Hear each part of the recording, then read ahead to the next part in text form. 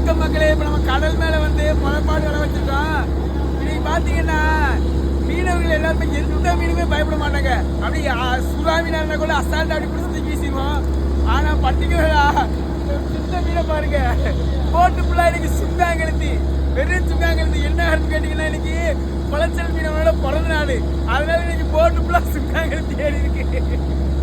அவருக்கு கடவுளே பார்த்து சுங்காங்கெழுத்தி கொடுத்து கவலை. எல்லா மீனுக்குமே பயப்பட மாட்டோம். இந்த ஒத்த மீனை பார்த்தா போட்டோல எல்லாருமே செதஞ்சு உரைஞ்சு ஓரமா போய் நின்றாங்க. கொஞ்சம் கொஞ்சம் பாதி மீனை வந்து கடல்ல போக வச்சாச்சு.